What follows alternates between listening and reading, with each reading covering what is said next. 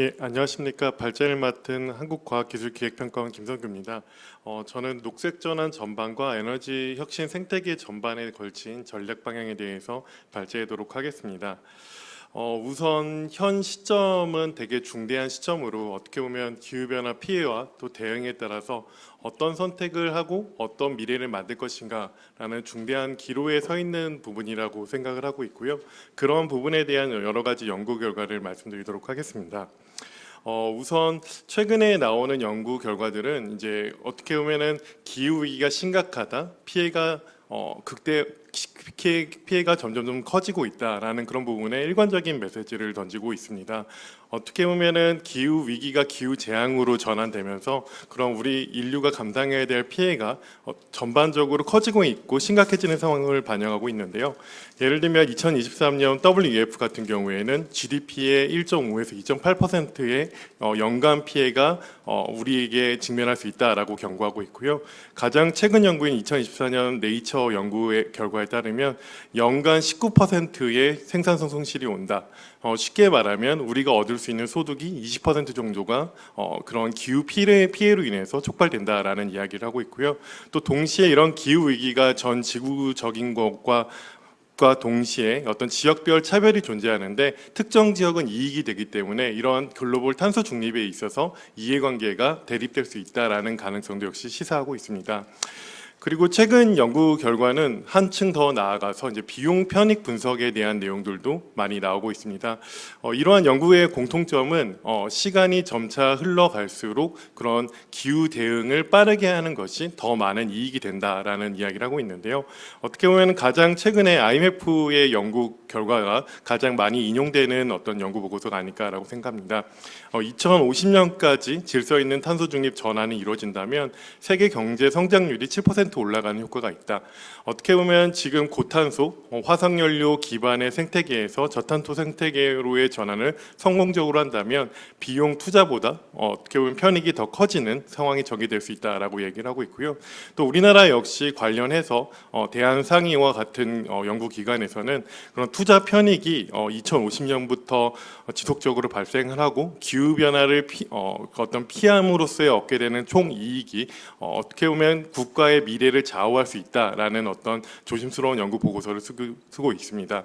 어떻게 보면은 이러한 연구 결과의 시사점은 우리가 지금 이 시점에 최대한적으로 노력하지 않는다면 기후 위기 피해를 막을 수 없고 장기적으로 저탄소 생태계가 이 우리 인류 전반에 걸쳐서 큰 이익이 된다라는 결과로 귀결된다고 볼 수 있을 것 같습니다. 다만 이러한 부분에서 우리의 어떤 화석연료 80%를 의존하고 있는 현재 사회에서 과연 질서 있는 전환이라는 것이 가능할까라는 그 부분에 대한 근본적인 의문이 있을 수밖에 없는 것이 현실입니다. 어떻게 보면 지난 2021년은 전 세계의 많은 국가들이 탄소 중립을 선언한 시점이라고 볼 수 있을 것 같은데요. 국제에너지기구 같은 경우에는 그런 탄생 자체가 그런 70년대의 오일 쇼크에 대한 에너지 안보로 인해서 유엔 산하에 수립된 기관이라고 보시면 될 것 같습니다. 그렇기 때문에 오랫동안 석유 산업 전반의 이해관계에 함께한다라는 어떤 비판과 여러 가지 의견들을 받아왔는데요. 최근 2021년에 탄소 중립 로드맵을 발표하고 나서부터는 어떻게 보면 기후 대응과 에너지 전환에 대해서 국제에너지기구가 그런 정책 아젠다를 설정하고 그런 부분에서의 노력에 함께한다라는 그런 의견을 받고 있습니다. 2021년 당시 탄소 중립 로드맵이 선언됐을 때에는요, 많은 에너지 산업 생태계뿐만 아니라 기술 전문가들이 상당히 담대하고 도전적인 목표가 던져졌다라는 평가를 했습니다. 그와 같은 이유 같은 경우에는 2040년, 2050년 각각 제한된 목표들 자체가 현재의 에너지 시스템보다는 새로운 에너지 경로를 주장하고 있기 때문에 그런 부분에 대한 현실성에 대한 의구심이 상존하고 있다라고 볼 수 있을 것 같습니다. 게다가 그러한 2021년 이후에 전 세계가 겪게 되는 그런 혼란스러운 상황 같은 경우에는 이러한 부분에 대한 어떤 현실성에 대한 어떤 인식을 각성하고 있다라고 볼 수 있을 것 같습니다. 러시아 우크라이나 전쟁과 그리고 미중 기술 패권 경쟁이 갈라놓은 어떤 공급망 고립이나 분열된 세계 같은 경우에서 우리가 그런 과연 탄소 중립이라는 범국가적인 목표를 달성할 수 있을 것이냐라는 그런 부분에 대한 이야기가 있었고. 되었고요.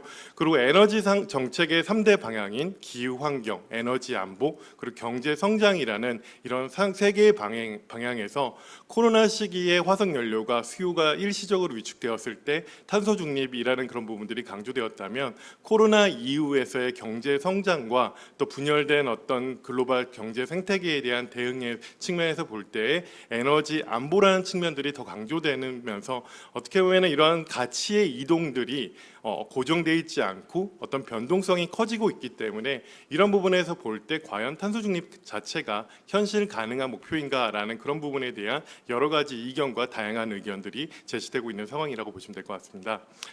그러한 상황 속에서 2023년 국제에너지기구는 그런 탄소 중립 로드맵을 다시 한번 업데이트한 결과를 내놨는데요.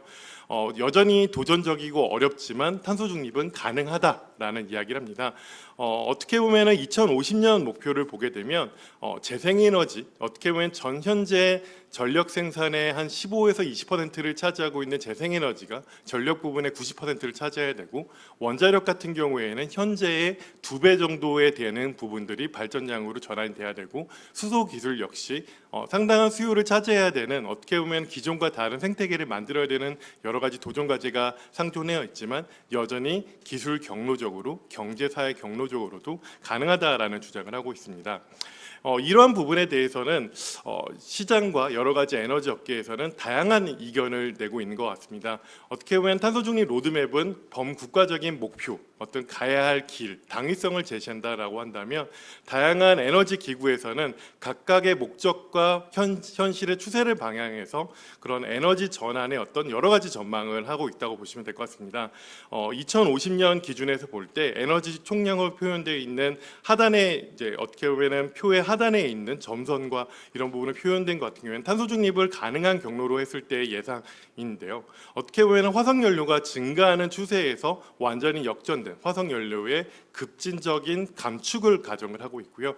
여전히 저탄소로 노력을 한다 하더라도 어떻게 보면 정체하거나 오히려 증가하는 추세를 막을 수 없다라는 다양한 목표들이 되어 있습니다. 어떻게 바꿔서 설명을 한다면, 우리가 현실을 고려한 합리적인 퇴출 이라는 그런 주장들은 탄소 중립이라는 목표 아래에서는 현실적인 어떤 방안이 아니라고 보시면 될 것 같습니다.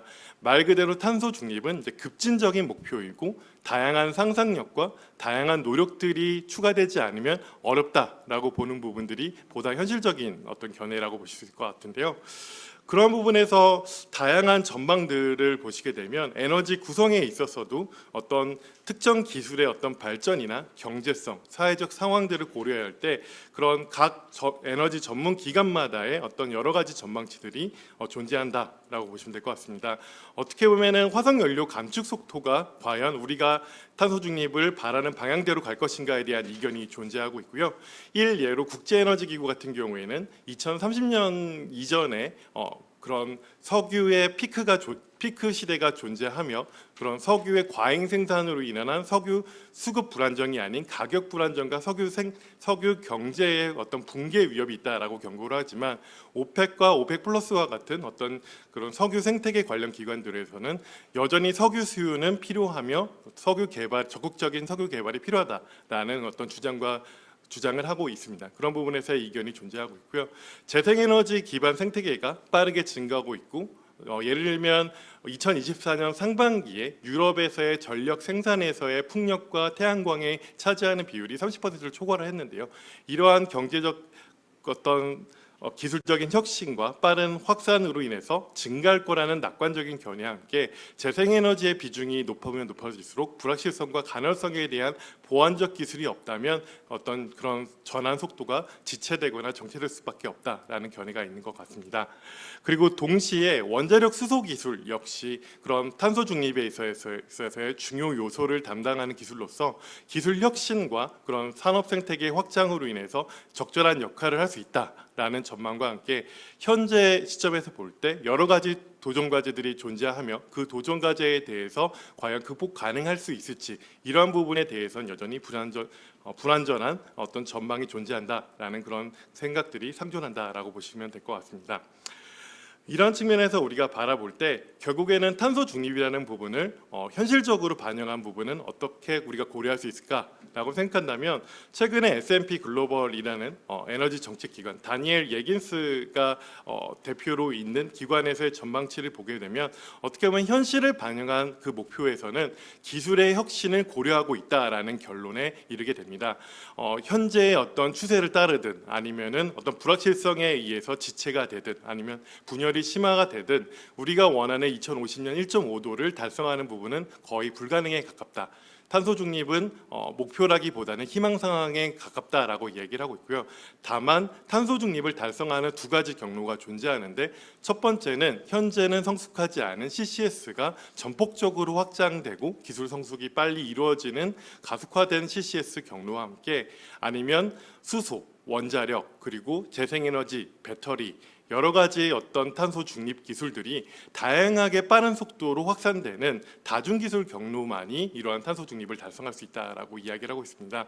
다시 말씀드리면 탄소 중립이라는 어떤 범국가적 글로벌 목표라는 그런 부분에서 기술의 역할은 매우 중대하다라는 결론에 이를 수 있을 것 같습니다. 그렇다면 기후변화 대응을 위한 기술 혁신 방향에 대해서 우리가 한번 짧게 파악하고 넘어갈 필요가 있다라고 생각을 하는데요. 미국의 재생에너지 연구기관에서는 태양광과 풍력을 기술 혁신을 통한 시장 창출의 대표 사례로 뽑고 있습니다. 사실 15년 전, 20년 전만 돌아간다면 당시의 재생에너지는 어떻게 보면은 그런 주력 에너지원이나 주요 에너지 자원이라보다는 대체 기술, 얼터너티브 에너지로서의 하나의 가능성밖에 존재하지 않았던 시점이라고 생각을 합니다. 그러나 기술 혁신으로 인해서 생산성과 효율성 그리고 그런 부분에서의 경제성이 모두 개선되었고 그러한 부분에서 지금의 어떤 빠른 확산이 가능했다라는 평가를 받고 있습니다. 어떻게 보면 20년 전의 모든 에너지 기관 아니면 어떤 산업 정책 기관에서의 전망에서 재생에너지의 어떤 2024년의 현재 모습을 정확하게 예측한 기관은 없습니다. 그 의미는 그 사이의 기술 혁신이 우리가 생각했던 것보다 훨씬 빨랐고 그 기술 혁신이 선순환 구조로 시장에 안착해서 지금의 탄소 중립 아니면 에너지 전환에 가속화되는 데 기여하는 데 큰 역할을 했다라고 이야기할 수 있을 것 같은데요.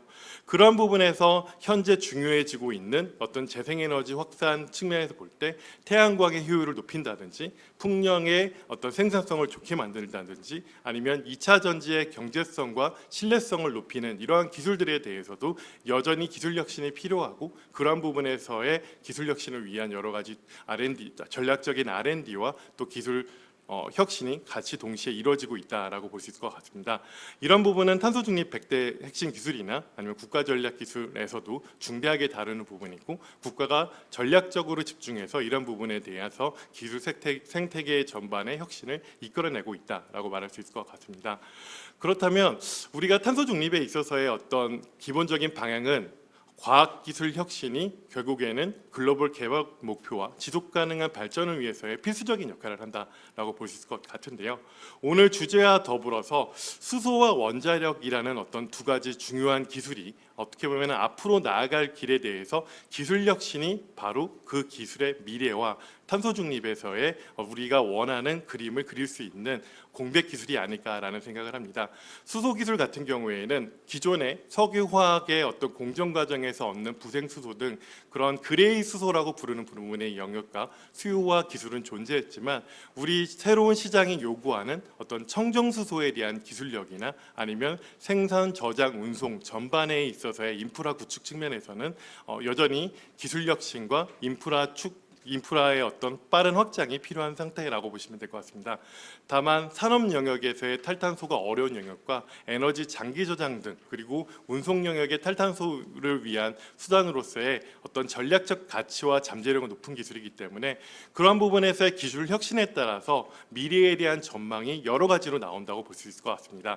만약 수소 기술 생태계와 그러한 노력들을 그런 과거의 에너지 기술이었던 재생에너지가 겪었던 길을 반복하거나 그 이상의 혁신을 보여준다면 수소 중심의 어떻게 보면 수소 에너지가 미래의 에너지원으로서의 중추적인 역할을 할 수 있다라고 생각하고 있고요. 특히 탈탄소화가 어려운 영역에서의 수소의 역할을 매우 지대할 것이라고 바라보고 있습니다. 원자력 같은 경우에도 어떻게 보면 글로벌 시장 관점에서 볼 때 그동안 정체되었던 그 흐름 속에서 새로운 기술 혁신으로 그런 소형 모듈 원자로를 포함한 여러 가지 원자력 기술들이 새로운 전기를 마련한다면 그럼 어떻게 보면은 탄소 중립 목표에서 제시한 2배라는 그 목표를 넘어서 어떻게 보면 3배 아니면 그 이상의 어떤 용량 확장과 역할을 담당할 수도 있을 것이라고 말을 하고 있고요. 또 새로운 원자력 기술은 단순히 전력 생산뿐만이 아니라 그런 열과 다목적 용도로서의 산업의 탄소 중립과 그리고 여러 가지의 혁신적인 기술을 통한 우주 시대의 개척이나 아니면 운송수산에서의 혁신의 어떤 수단이 될 수 있기 때문에 그러한 부분에서의 우리의 지속적인 노력이 시급히 필요하다라고 보시면 될 것 같습니다. 그래서 제가 이렇게 전반적인 부분에 대한 발표한 내용을 나머지 두 분의 연사께서 수소와 어떤 원자력의 어떤 나가야 할 방향과 그러한 부분에서의 도전과 그리고 우리의 어떤 바라는 어떤 기술 혁신의 방향에 대해서 상세하게 설명해 주실 것이라고 기대하고 있습니다. 네, 이상 발제를 마치도록 하겠습니다. 감사합니다. 네, 감사합니다. 다음으로 이정희 교수님께서 그 소형 모듈 원자로에 대해서 발제해 주시겠습니다. 발제 부탁드립니다.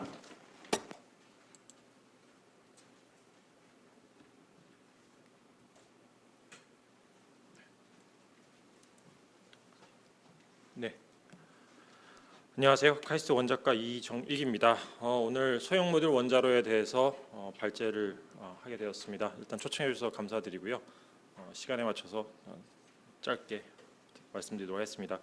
그 발제 제목은 탄소 중립의 비타민이라고 일단 적었는데요. 아까 김성교 박사님께서도 말씀해 주셨지만은 원자력의 이제 앞으로 전체적으로 발전량이 늘어날 걸로 생각을 하고 생산량도 늘어날 걸로 생각하지만은 그런 그 원자력의 비중이 증가하는 거에 대해서 SMR이 기여하는 부분도 있지만 사실 대형 원전의 기여도도 당연히 같이 가고 있는 것입니다. 그래서 SMR이 원자력 전체를 대변한다고 보기는 힘들고요. 이제 대형 원전의 어떤 기저부하로서 역할도 계속 이제 저희들이 최대한 활용을 하면서 제가 비타민이란 말을 일부러 쓴 이유가 사실은 이게 필수적인 요소지만은 그렇다고 이게 꼭 이렇게 메이저라고 보기는 힘들 수도 있는 그런 부분이 있어서 필수적인 요소지만 저희들이 적극적으로 활용을 해야 되지만은 이게 메이저라는 느낌은 저는 최대한 전달은 드리고 싶지는 않습니다. 현재는. 그래서 이렇게 일단 제가 제목을 잡았습니다. 상업용 원자력 발전소 잠깐 역사를 되짚어 보면은 실제로 이 원자력 기술 개발 역사를 쳐다보면은 이 원자력 기술을 잘 알고 있는 사람조차도 사실은 어떤 새로운 혁신적인 시스템을 도입을 할 때 사실 항상 회의감을 갖고 있습니다. 가장 좋은 예 중에 하나가 최초의 원자력 추진 잠수함인 USS 노틸러스가 개발될 때 이 잠수함을 개발하기 위해서 들어가야 되는 원자로를 만들겠다라고 미국 해군에서 제시를 하니까 맨하탄 프로젝트에 참여했던 엔지니어들조차 그건 불가능하다라고 얘기를 합니다. 그렇게 불가능하다고 얘기했던 이유는 그 당시에 갖고 있던 원자로 기술은 그 중성자를 저희들이 감속을 시킨다고 얘기를 하는데요. 그 중성자를 감속을 시켜서 원자로를 만드는데 그 중성자를 감속을 시킬 때 쓰는 물질을 흑연을 사용을 했습니다. 근데 그 흑연을 사용하게 됐을 경우에 원자로의 크기가 워낙 커지다 보니까 잠수함에 들어가기가 불가능하다 이렇게 제시를 했는데 결국은 엔지니어들이 불가능하다고 생각을 했지만은 그 당시에 추진을 했던 해군 입장에서는 반드시 달성해야 되는 목표를 가지고 있었고 결국 엔지니어들이 최종적으로 그거를 넣을 수 있는 기술을 개발하게 되었습니다. 그래서 그 기술이 현재 우리나라에서도 대부분의 원자력 발전소에 사용되고 있는 물로 중성자를 감속하는 즉 현재 냉각제가 물일 뿐만 아니라 중성자를 감속하는 것도 물로 하고 있는데요. 이런 물로 냉각하고 물로 중성자를 감속하는 원자로가 개발되면서 원자력 추진 잠수함에 마침내 성공을 하게 됩니다. 근데 이 성공한 원자력 추진 잠수함에 들어간 원자로 저희들이 가압경수로라고 얘기를 하고 영어로는 보통 Pressurized Water Reactor라고 해서 줄여서 PWR이라고 얘기를 하는데 그 PWR이 단순히 군용으로 사용되는 것뿐만 아니라 이 군용을 개발했던 해군의 그 하이만 리코버라는 제독이 민간에서도 이 기술을 적극적으로 활용하겠다는 생각을 가지고서 쉬핑포트라는 곳에 이 군용에 사용됐던 그 핵심 기술만 활용을 해가지고 다시 민간용 PWR을 발전소를 짓게 됩니다. 그게 이제 저희가 알고 있는 최초의 상업용 원자력 발전소, 쉬핑포트 원자력 발전소가 되는데, 이 가압경수로가 1957년도에 이제 그 가동을 했고, 그때 출력이 60메가와트입니다. 근데 최초의 원자력 발전소가 이렇게 60메가와트였는데, 그러고 나서 이 그림에서 볼 수 있듯이 미국에서는 그 이후 한 40년에서 50년에 걸쳐서 급격하게 원자력 발전소의 단일 호기의 용량을 증가시키는 방향으로 쭉 저희들이 개발을 하게 됩니다. 이렇게 단일 호기의 용량을 증가시키는 이유는 저희가 이코노미 오브 스케일 또는 규모의 경제라는 측면에서 이렇게 원자력 발전소 한 기가 크기가 커지면 커질수록 사실은 발전 단가가 싸지는, 즉 원자력 발전소 현재와 같은 높은 경제성을 유지할 수 있게 된 가장 큰 배경 중에 하나가 사실 이렇게 단일 호기의 용량을 최대한 늘려서 저희들이 전력 생산 단가를 낮출 수 있는 규모의 경제를 적극적으로 활용했기 때문에 그렇습니다. 그래서 이 기간 동안에 사실은 원자력 발전소 용량이 거의 20배, 30배씩 증가를 했고, 이런 과정에서 사실은 이제 부작용으로 나타낸 것이, 이렇게 단일 호기의 원자력 발전소의 용량이 커지다 보면은 원자력 발전소에서 물론 지금 현재 원자력 발전소 안전성을 만약 정량적으로 통계적으로 저희들이 평가를 하면은 거의 비행기를 탔을 때 우리가 겪을 수 있는 사고의 확률과 거의 동일한 수준으로 지금 현재 원자력 발전소의 안전성이 전 세계적으로 유지가 되고 있습니다. 하지만 사고가 났을 경우에 비행기 사고와 비슷하게 저희들이 후쿠시마 사고나 체르노빌 사고에서 보셨듯이 그 사고의 결과가 상당히, 또는 예후가 상당히 심각하기 때문에 저희가 사실 원자력 발전소 안전성에 대해서 많이 고민을 하고 있는데, 이렇듯이 이런 문제를 가지게 된 가장 큰 배경이 원자로 하나하나가 사실 대용량으로 발전을 하다 보니까 많은 양의 해결료를 갖고 있어야 되고, 많은 양의 해결료를 갖고 있다 보면 많은 양의 방사성 물질을 생산하게 되고, 만약 한 기에서 사고가 났을 경우에 그 방사성 물질이 외부로 누출됐을 때 그 환경적 영향이 크기 때문에 사실은 분명히 사고의 확률은 낮지만은 사고의 결과가 커지는 이런 효과가 발생하게 되었습니다. 그래서 사실은 여담이지만은 원자력 공학을 전공한 사람들이 이렇게 인터넷을 보면서 댓글 볼 때 제일 속상할 때가, 그렇게 좋은 거면 너희 집에 지어라 이렇게 얘기를 하는데, 그게 사실은 되게 저희들이 그렇게 못하는 이유가 단순히 기술적인 또는 안전성 때문에 문제가 아니라, 이렇게 사고가 발생했을 때 우리가 외부 환경으로 나갈 수 있는 방사성 물질 양으로 인해서 저희들이 원자력 발전소를 사실은 건설하게 되면은 주변 지역을 방사능 비상계획 구역으로 잡아가지고 거기를 통제를 해야 되기 때문에 저희가 사실은 이렇게 그 원자력 발전소의 부지를 여기저기 아무데나 할 수가 없는 그런 제한성이 있습니다.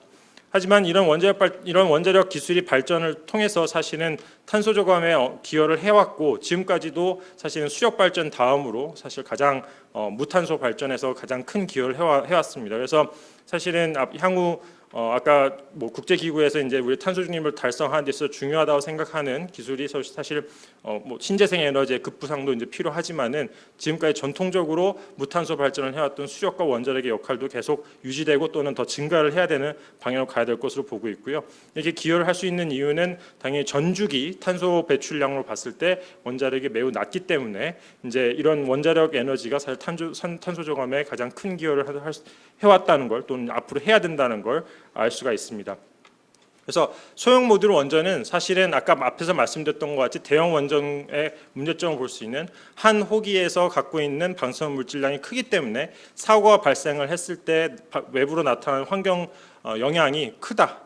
즉 사고의 그 결과가 되게 심각할 수 있다라는 것을 줄일 수 있는 가장 첫 번째 방법은 사실은 다시 원래 우리가 원자력 추진 잠수함을 개발했을 때 돌아가서 소형 원전으로 가게 되면은, 그렇게 되면 출력이 낮아지기 때문에 한 호기에서 갖고 있는 방사능 물질량이 작아지게 되고, 한 호기에서 사고가 나더라도 사실은 그 사고 결과가 심각하지 않을 수가 있게 됩니다. 그렇게 되면은 사실은 2000년대 초반에는 사실은 이런 소형 모듈 원전 개발하는 사람들이 그렇기 때문에 주변의 지역 주민들이 대피할 필요가 없다. 아무리 심각한 사고가 나더라도 이 주변 지역 주민들이 대피할 필요가 없다라고 주장을 해왔는데, 그때까지만 해도 주장이었던 반면에 최근에 뉴스케일이라는 미국의 회사가 미국 USNRC에서 미국 안전규제위원회에서 이 뉴스케일 원자로와 같이 설계를 했을 경우에는 어떤 사고가 발생하더라도 주변 지역 주민들이 대피할 필요가 없다라고 인증을 하게 됩니다. 이제 인증을 할 수 있게 된 계기가 된 것은 사실은 그 원자로의 높은 안전성과 그 다음에 그 사고가 아무리 큰 사고가 발생하더라도 거기서부터 발생할 수 있는 환경적 영향이 작기 때문에 이 방사선 비상계획구역을 지금 여기 그림에서 보시는 것처럼 발전소 부지에서 10마일 정도의 직경을 가진 그 구역을 다 설정해야 될 필요 없이 발전소 부지만 우리가 방사선 비상계획구역으로 설정하면 되기 때문에 이렇게 규제기관에서 인증을 해줬다는 것은 실제로는 우리가 인구 밀집 지역 또는 기존의 대형 원전이 상가하지 못했던 부지에 이제 SMR에 들어갈 수 있는 것을 규제가 사실은 허가를 해준 그런 사례라고 볼 수 있습니다. 동시에 뉴스케일 같은 경우에는 소형 모듈 원전이 사실은 결국은 규모의 경제에 역행하는 방향으로 개발하는 거기 때문에 경제성을 회복하기 위해서는 기존의 대형 원전과 같이 똑같이 운영을 하면 그 경제성을 저희들이 가질 수가 없습니다. 그래서 사실은 대형 원전과 완전 다른 방식 운영을 해야 되는데 그거의 핵심 기술 중에 하나가 다수 모듈을 아주 소규모의 사람들이 우리가 운전할 수 있게끔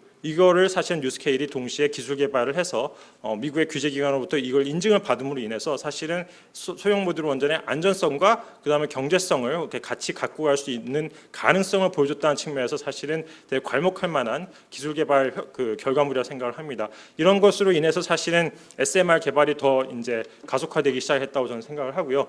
그래서 SMR의 활용처는 사실 다양합니다. 이게 어떤 분들은 SMR이 마치 대형 원전을 대체를 할 거라고 생각을 하시는 분도 계실 테지만은 실제로는 SMR은 대형 원전과 경쟁을 하기 위해서 만든 노형이라기보다는 대형 원전이 들어갈 수 없는 곳, 대형 원전이 사용되기 힘든 곳에 사실은 원자력 에너지가 사용되면은 탄소 중립에 크게 기여를 할 수 있다. 이렇게 생각되는 활용체에 지금 SMR을 사용하려 저희들이 개발을 하고 있습니다. 일례로 노후 석탄화력 발전소 대체가 이제 있는데 교체가 있는데 이 부분이 그럼 이건 대형 원자력 발전소 할 수 있는 거 아니냐 이렇게 생각할 수 있지만 만약 노후 석탄화력 발전소 부지를 저희들이 대신 활용을 한다, SMR을 활용한다 생각했을 때 대부분의 이 석탄화력 발전소가 사실은 기존 대형 원전에 들어가기에는 적합하지 않은 부지일 가능성이 높습니다. 특히 그 이유 중에 하나가 인구 밀집 지역 또는 전력 수요 근처에 있기 때문에 대형 원전에 들어가기에 적합하지 않은 지역이 많을 수 있는데 이런 곳은 사실은 대형 원전에 들어갈 수 없기 때문에 SMR로 대체를 할 수 있는 또 이 노후화된 석탄화력 발전소 대부분 발전량이 한 3,400메가와트 이하의 소규모 발전이기 때문에 거기에 들어가 있는 이미 송전 설비를 저희들이 재활용한다는 관점에서 봤을 때 대형 원전보다는 SMR 훨씬 더 적합을 해서 저희들이 석탄화력 발전소 교체가 상당히 중요한 SMR 활용처로 현재 전 세계적으로 저희들이 보고 있고요. 그다음에 수소 생산이나 이 산업 단지에 사용되는 열을 원자력에 공급하겠다.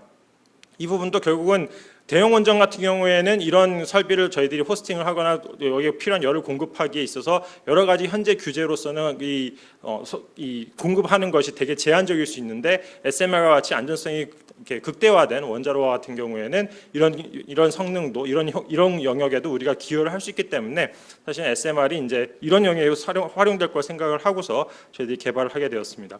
사실은 뉴스케일이 가장 이제 기술 개발 입장에서는 어떤 혁신성을 보여줬지만은 현재 가장 빨리 건설될 SMR로 저희들이 이해를 하고 있는 거는 GE 히타치가 개발을 한 BWRX라는 300메가와트짜리 300메가와트급의 이 비등형 경수로라고 해서 이런 원자로가 지금 현재 캐나다 온타리오주의 사실은 달링턴 사이트에 2028년까지 건설이 완료돼서 전력 생산을 할 걸로 계획을 하고 지금 쭉 인허가와 건설 인허가를 신청을 해서 쭉 진행을 하고 있습니다. 그래서 상당히 이 공격적인 타임라인을 갖고 개발을 하고 있지만은 이 BWRX라는 기술 자체가 사실은 GE가 성공적으로 개발을 완료한 ESBWR이라고 하는 대형 원전에서부터 이 축소를 시킨 원전이다 보니까 사실 이미 다 검증된 기술을 활용을 하고 있고 그러다 보니까 인허가에서 어떤 불확실성도 낮고 그다음에 GE와 같이 이미 기존의 원자력 발전소를 많이 설계 건설을 해왔던 그런 기업에서 하고 있기 때문에 상당히 높은 확률로 이 타임라인을 맞출 걸로 지금 생각을 하고 있습니다. 그래서 사실은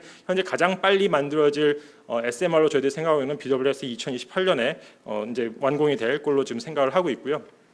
이런 세계적 추세에 맞춰서 우리나라에서도 혁신형 SMR이 지금 현재 개발 중입니다. 혁신형 SMR도 사실은 지금 되게 타임 투 마켓을 빨리 하기 위해서 저희들이 취할 수 있는 가장 좋은 전략은 대형 원전에서 우리가 검증된 기술을 최대한 활용을 해서 소형 원전을 냉각했다. 이게 충분히 가능한 이거 대형 원전이 사실 냉각하기 더 어려운데 이 냉각하기 어려운 데서 우리가 이 안전성을 검증한 기술을 갖다가 소형화시키는 건 사실 훨씬 더 용이합니다 물리적으로. 그래서 혁신의 SMR 같은 경우에도 대형 원전에서 그 동안에 우리나라 원자력 산업계와 과학계가 과학연구계가 만들었던 기술을 최대한 활용을 해서 저희들이 소형화하는 기술을 갖고 있고요.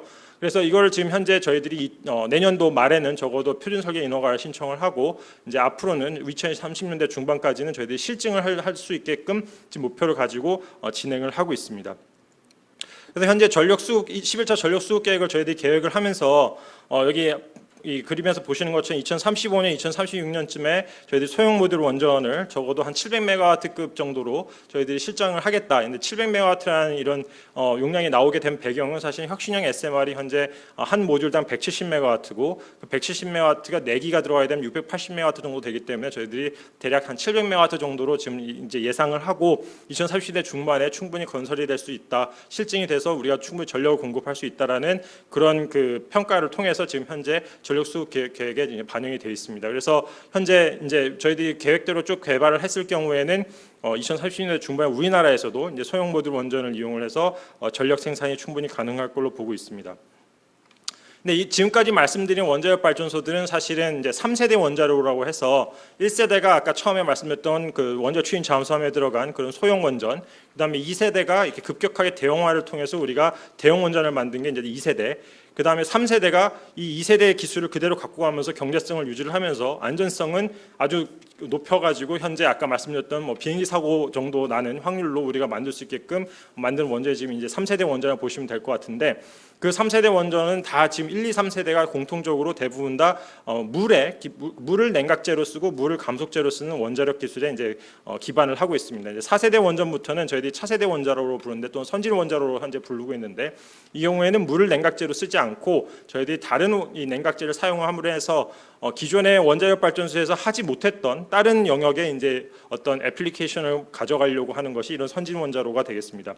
이 선진 원자로 중에 현재 가장 대표적으로 지금 앞서 나오고 있는 곳이 지금 그 테라파워라고 해서 미국의 빌 게이츠가 이제 투자를 해가지고 만든 원자력 업체가 되겠는데요. 이 업체가 지금 현재 GE 히타치랑 공동으로 와이오밍주에서 석탄화력 발전소 바로 옆에 이 나트륨 원자로 선진 원자로를 건설을 해서 이 석탄화력 발전소를 앞으로 선진 원자와 대체할 수 있는지 상당히 큰 규모의 실험을 하고 있습니다. 물론 미국 정부의 상당히 많은 도움을 받고 있는데요.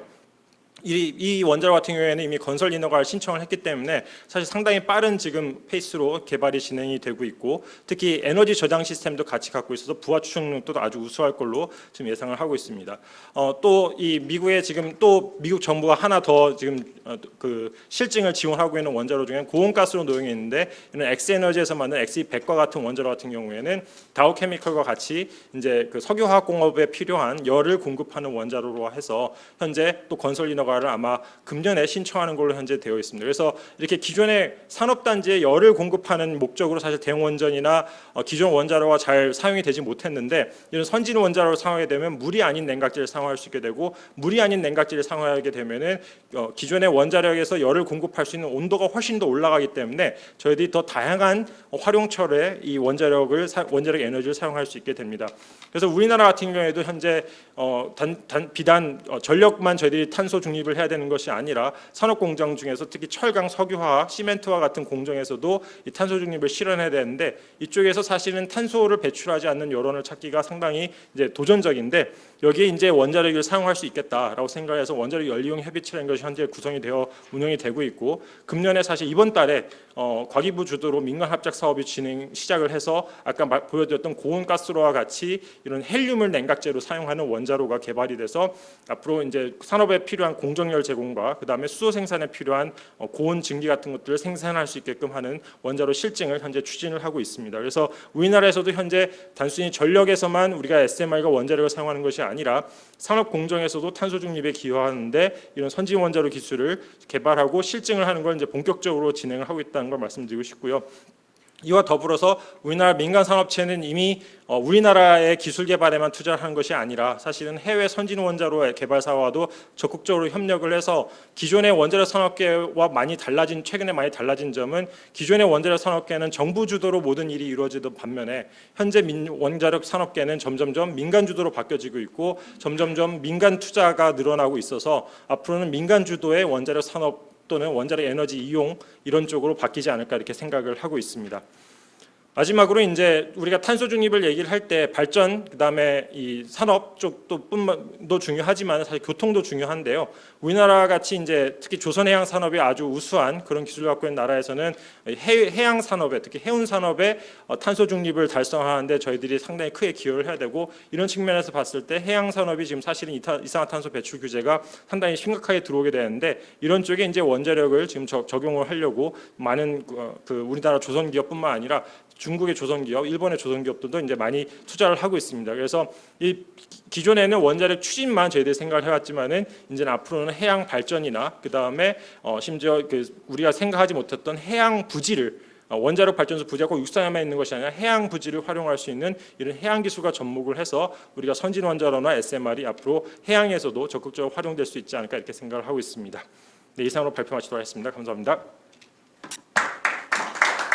예, 발제 감사합니다. 다음으로 청정수소 에너지 기술에 대해서 박진남 PD님께서 발제해 주시겠습니다.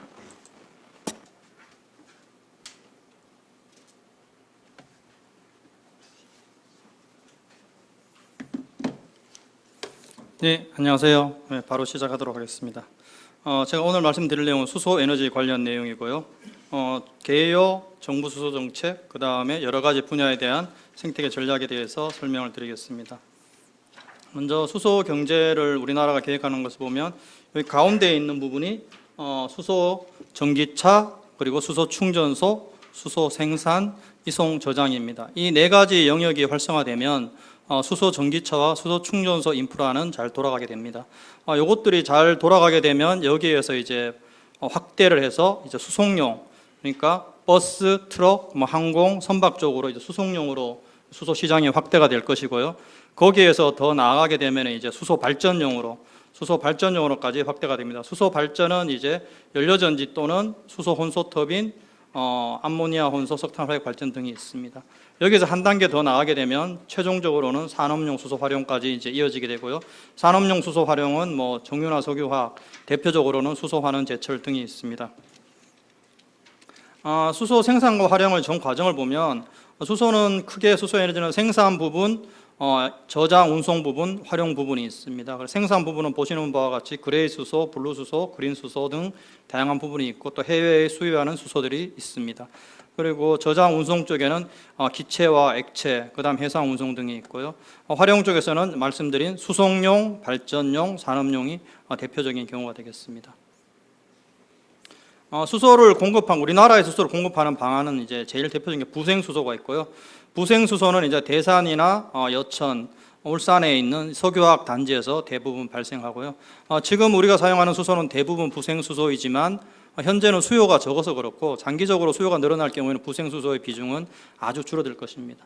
그다음 가장 이제 편한 기술이 천연가스 개질 기술인데 기술 성숙도 굉장히 높고 경제성도 굉장히 우수합니다. 하지만 천연가스를 개질해서 만들기 때문에 CO2가 배출된다는 단점이 있습니다. 이거를 이제 보충하기 위해서 CO2를 포집해서 처리하게 되면 이제 분루수소인 청정수소가 되겠고요. 그다음 가장 좋은 것은 궁극적인 재생에너지를 이용한 수전해가 되겠습니다. 탄소 배출이 제로이고요. 하지만 대신에 경제성이 굉장히 낮습니다. 굉장히 낮고 재생에너지 전력을 어떻게 연계할 것인지 이 부분에도 고민이 필요합니다. 그다음 무난한 기술로 이제 원전과 연계한 수전해가 있는데 방금 이전 교수님도 말씀해 주셨는데 원전 연계 수전해 같은 경우에는 역시 탄소 배출은 제로고요. 우리나라 경우에는 에너지 자립이 상당히 기여할 수 있습니다. 경제성은 원전의 전력 생산 단가가 싸기 때문에 재생에너지보다는 우리나라에서는 유리하고요. 하지만 이제 문제가 안전성이나 핵 폐기물이라는 우려가 있어서 이게 수용성에 있어서 좀 이슈가 있고 국제적으로도 이것을 청정수소로 인정해 주느냐 안 해주냐에 대해서 약간 이슈가 있습니다. 우리나라나 일본이 주로 추진하고 있고 유럽도 많이 하는 것이 자국에서 원하는 만큼 수소 생산이 안 되기 때문에 자국 외에서 수소 생산 여건이 우수한 곳에서 수소를 생산해서 도입하고는 시도가 많고요. 생산지로는 호주, 동남아, 중동, 북아프리카, 북미, 남미, 러시아, 심지어는 중국까지 이 풍력이나 태양광 자원이 좋은 곳 위주로 많이 고려를 하고 있습니다. 이건 이제 대표적인 수소의 분류인데요. 수소를 생산하는 방법이 워낙 많다 보니까 일일이 설명을 안 하고 이제 색깔로 많이 이야기를 합니다. 그래서 이제 제일 대표적인 게 그레이 수소고요. 천연가스를 계절하는 그레이 수소인데 이름에서 보이듯이 깨끗하지가 않습니다. 그리고 이건 청정수소가 아니고요. 그다음에 제가 별표로 해놓은 것들은 다 청정수소 계열입니다. 이 그레이 수소 생산에서 나오는 이산화탄소를 다 CCS를 처리하면은 이제 CO2 배출이 억제되기 때문에 이제 블루수소라고 부르고 이 청정수소 영역에 들어가고요. 그 다음에 이 메탄, CH4죠. 메탄을 직접 열분해 버리면 수소하고 고체 탄소를 얻을 수 있습니다. 그러면 CO2 배출이 없기 때문에 이것 또한 청정수소로 해서 이제 청록수소라고 부르고 있습니다. 그 다음에 재생에너지와 수전해를 연계 생산하면 이제 그린수소가 되고요. 그 다음 원전과 수전해를 연계하면 핑크수소가 이제 되겠습니다. 그리고 하나 주의해야 될 게 제가 옐로우 수소라고 부르는 게 있는데 이건 뭐냐 하면은 지금 여기 있는 일반 전기, 전력망 전기용에서 수소 생산하면은 그레이 수소보다 CO2가 2배 더 이상 더 많이 나옵니다. 이 전기 생산 과정에서 나오는 CO2 배출이 많기 때문에 이것은 절대로 하면 안 되는 기술입니다. 그리고 최근에 이야기 나오는 것으로 이제 미국이나 프랑스, 캐나다에서 말이 나오는데 지하에 수소를 채굴하는 천연 수소가 있습니다. 지하에 수소가 나오는 사이트들이 있습니다. 그래서 이 지하에서 나오는 수소를 뭐 골드 수소 이런 식으로 부르기도 합니다. 우리나라는 이제 2019년 1월 달에 이제 수소 경제 활성화 로드맵을 발표하면서 이제 본격적으로 수소 경제 이야기가 시작이 됐고요. 요 내용은 수소차, 수소 충전소, 연료전지 발전, 그다음 수소 공급을 어떻게 할 거냐, 여기에 집중돼 있었고 2019년에 이런 논의가 있어서 이제 수소 경제 활성화가 시작이 됐고 이때의 목표는 이 비전에 보이듯이 세계 최고 수준의 수소 경제, 그러니까 산업 육성이 큰 방점이 있었습니다.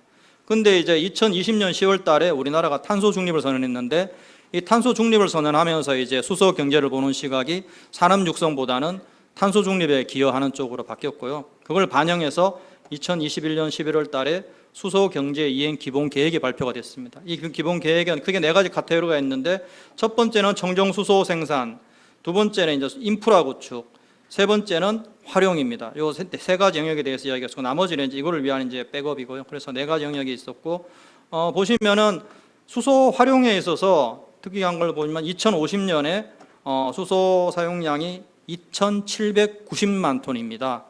이 2,790만 톤은 감이 엄청나서 지금 현재 수소 경제와 상관없이 우리나라에서 1년 동안 생산되는 수소 총량이 200만 톤이 안 됩니다. 그러니까 2,790만 톤이라는 것은 지금 규모에서 거의 한 15배 정도 커지는 것이고요. 전 세계의 다른 나라의 어떤 목표치와 봐도 우리나라가 굉장히 높은 상승폭을 가지고 있습니다. 굉장히 큰 규모인데 이 정도를 해야만이 2050년에 우리나라가 원하는 탄소 중립의 달성에 기여할 수 있는 양이 됩니다. 그리고 2030년에는 약 390만 톤 정도를 예상하고 있습니다. 그래서 이런 활용단에서 먼저 수소에 대한 수요를 먼저 확인하고 난 다음에 그러면 이만큼의 수소를 어떻게 공급할 것이냐 해서 수소 생산 쪽으로 공이 넘어왔습니다. 수소 생산 쪽에서 역시 밸런스가 맞아야 되니까 똑같은 양을 공급하기로 했고요. 그래서 2050년 같은 경우에는 그린 수소가 300만 톤 국내 생산, 블루 수소 국내 생산 200만 톤입니다. 그 다음에 해외에서 한 2,300만 톤, 그러니까 80% 정도를 해외에서 수입하는 것으로 이제 상정하고 있고 일본도 우리나라하고 비슷한 상황입니다. 그리고 청정수소 자급률은 60%로 잡았는데 이게 60%인 이유는 우리나라가 해외 생산 기지를 구축해서 우리 자본과 기술이 나가서 생산해오는 수소도 작업으로 보기 때문에 60%로 잡았습니다. 이것들을 위해서 이제 수소 생산 기술이라든가 이송 저장 기술, 활용 기술 등의 다방면에 이제 여러 가지 이슈들이 발생하게 됩니다.